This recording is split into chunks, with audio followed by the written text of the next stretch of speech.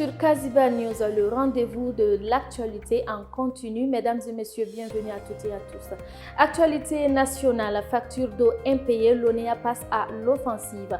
Face à près de 35 milliards de francs CFA d'impayés, l'ONEA accorde une semaine aux abonnés défaillants pour régulariser leur situation.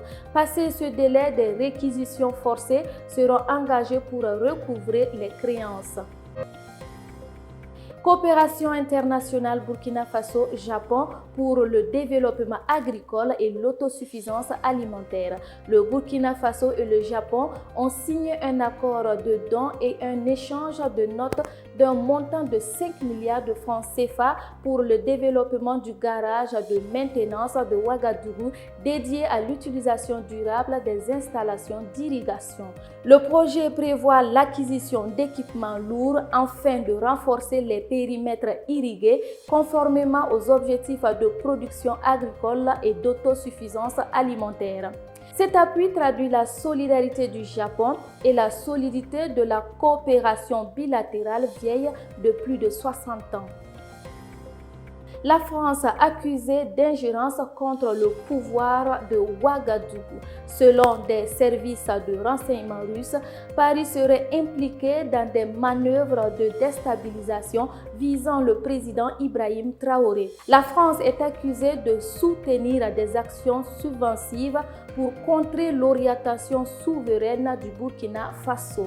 Ces accusations s'inscrivent dans un contexte de rupture assumée entre l'AES et l'influence française, désormais perçue comme un facteur d'ingérence et d'instabilité dans la région. Mali-États-Unis, reprise du dialogue politique.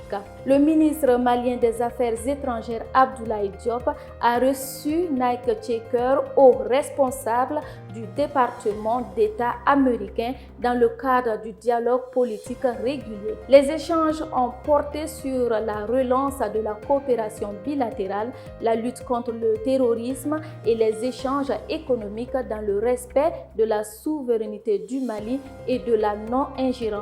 La partie malienne a insisté sur la prise en compte de la dimension sous-régionale de l'AES dans cette nouvelle dynamique.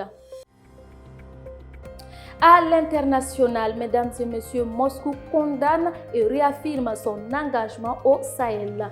La Fédération de Russie a fermement condamné l'attaque terroriste visant l'aéroport Diori Amani et la base aérienne 101. Moscou a dénoncé un acte grave contre la stabilité du Niger et de la région sahélienne. La Russie a exprimé sa solidarité avec le peuple nigérien et réaffirme sa détermination à poursuivre la lutte contre le terrorisme. Elle a surtout confirmé sa volonté de maintenir et renforcer sa coopération avec la Confédération des États du Sahel, notamment dans le domaine sécuritaire face à la persistance de la menace terroriste. Washington, Moscou et Kiev face à l'épreuve de la paix à Abu Dhabi. Des négociateurs ukrainiens, russes et américains se retrouvent à Abu Dhabi pour tenter de relancer des pourparlers complexes visant à mettre fin à 4 années de guerre en Ukraine. Rencontre tripartite sous haute tension diplomatique illustre la difficulté d'arracher un compromis après un conflit long et meurtrier alors que les attaques internationales restent élevées.